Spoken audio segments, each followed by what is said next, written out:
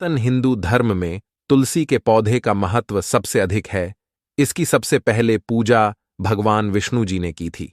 श्री हरि कहते हैं, जिस प्रकार से देवी लक्ष्मी से वैकुंठ को ऐश्वर्य प्राप्त है, उसी प्रकार से वैकुंठ में तुलसी के कारण ही पवित्रता प्राप्त है। पृथ्वीलोक पर जिस स्थान पर भी तुलसी का पौधा होगा, उस स्थान पर कभी बुराई का वास नहीं होगा। ऐसा स्थान सबसे अधिक पवित्र होगा। इसी कारण से हमें हमारे घर में तुलसी का पौधा अवश्य ही लगाना चाहिए। तुलसी के पास दीपक जलाने से क्या होता है, आइए जानते हैं इस प्राचीन महान कथा के माध्यम से, जो भगवान श्री कृष्ण ने देवी सत्यभामा को सुनाई है। दोस्तों, एक समय की बात है, देवी सत्यभामा भगवान श्री कृष्ण के पास आकर उनसे पूछने लगती है, हे स्वामी, आपने मुझे तुलसी के पौधे को जल देने का माहात्म्य सुना दिया है, लेकिन तुलसी के पास दीपक जलाने का क्या माहात्म्य है? रोज शाम को तुलसी के पास दीपक क्यों जलाया जाता है? इससे मनुष्य को कौन सा फल प्राप्त होता है? तुलसी के पास दीपक जलाने की विधि क्या है तथा दीपक लगाते समय कौन से मंत्र का उच्चारण करना चाहिए? कृपया आप मुझे विस्तार से बताइए। भगवान श्री कृष्ण कहते हैं, हे देवी, आज तुमने समस्त संसार के कल्याण की भावना से बहुत ही उत्तम प्रश्न किया है। तुम्हारे इस प्रश्न का उत्तर देने से पूर्व मैं तुम्हें एक प्राचीन इतिहास सुनाता हूं, जिससे तुम्हें तुम्हारे सभी प्रश्नों के उत्तर मिल जाएंगे। शाम को तुलसी के पास दीपक जलाने से जो फल मिलता है, उसी का वर्णन मैं इस कथा में करूंगा, इसीलिए तुम इस कथा को ध्यानपूर्वक सुनना।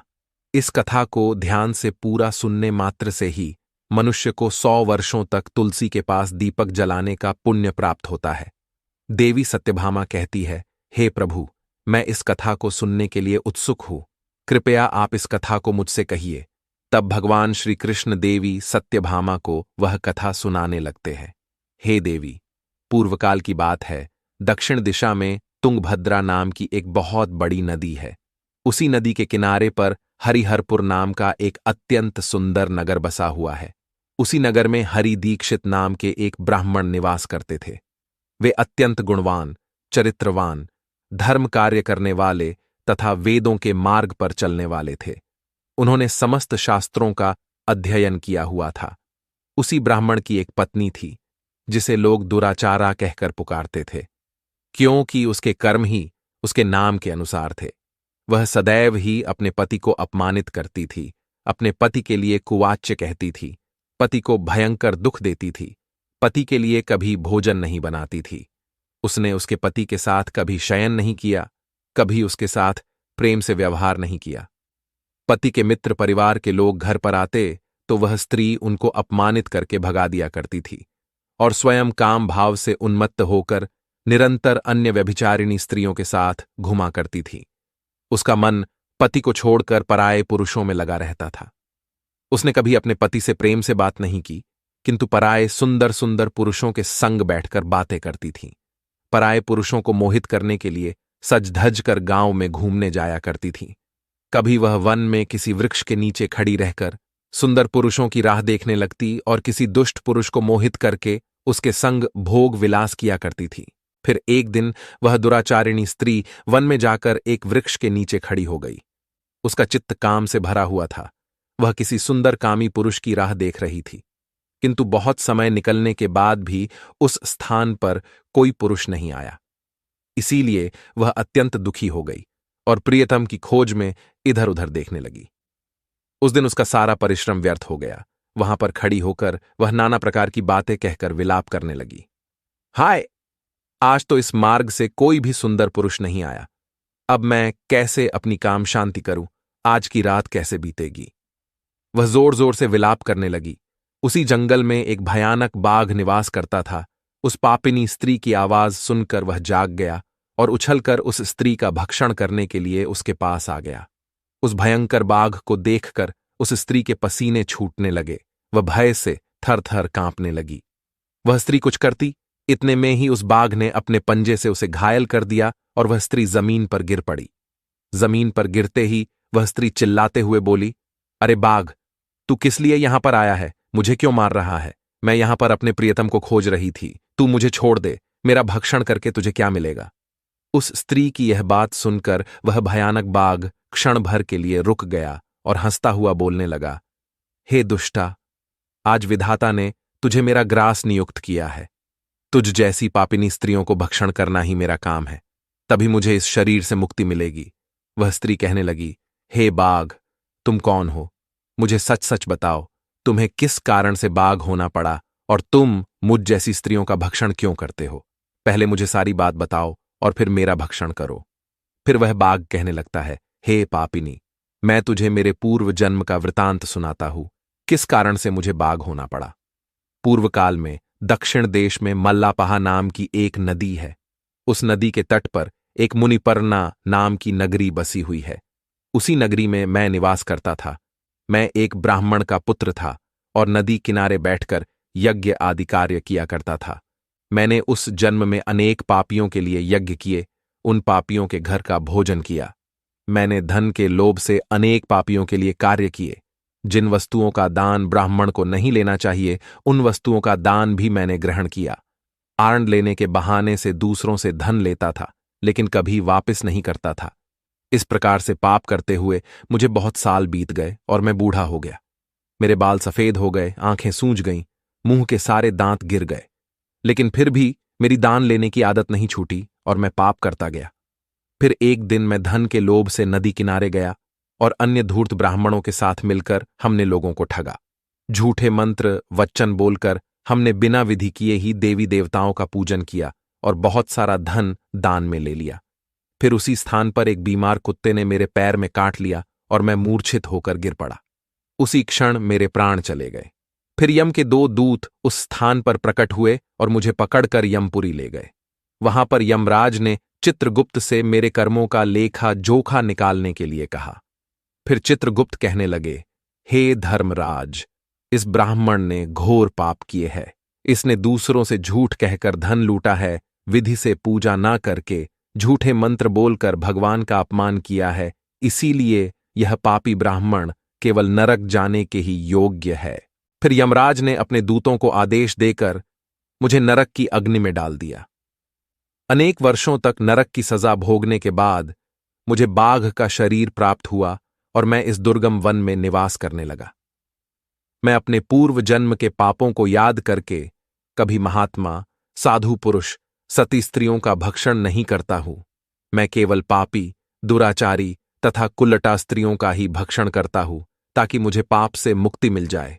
इस प्रकार से उस बाघ ने अपने पूर्व जन्म का वृतांत सुना दिया और उस स्त्री से कहने लगा, हे पापिनी, तेरे आचरण से तू कुलटा दिखाई पड़ती है। अपने पति को छोड़कर तू इस वन में अन्य पुरुषों के साथ भोग विलास करने के लिए आई है। इसीलिए आज तू मेरा ग्रास अवश्य बनेगी। इतना कहकर उस बाघ ने अपने तीक्ष्ण नखों से उस पापी स्त्री के टुकड़े टुकड़े करके उसे खा लिया। फिर उस स्थान पर यम के 2 दूत प्रकट हुए और उस पापिनी स्त्री को उठाकर संयमनी पूरी में ले गए। वहां पर उसे यमराज के सामने खड़ा किया गया। फिर चित्रगुप्त ने उस स्त्री का लेखा जोखा निकालते हुए यमराज से कहने लगे, हे धर्मराज, यह स्त्री तो अत्यंत पापिनी है। इसने घोर पाप किए हैं। इसने व्यभिचार किया है। इसने अपने पति की कभी सेवा नहीं की। अपने पति को भूलकर पराये पुरुषों के संग भोग विलास किया करती थी। उसके पापों को सुनकर यमराज ने उस स्त्री को अग्नि से भरे हुए कुंडों में डालने का आदेश दिया। अनेक वर्षों तक उसे उस कुंड में पकाया गया। फिर उसे निकालकर रौरव नामक नरक में डाल दिया गया।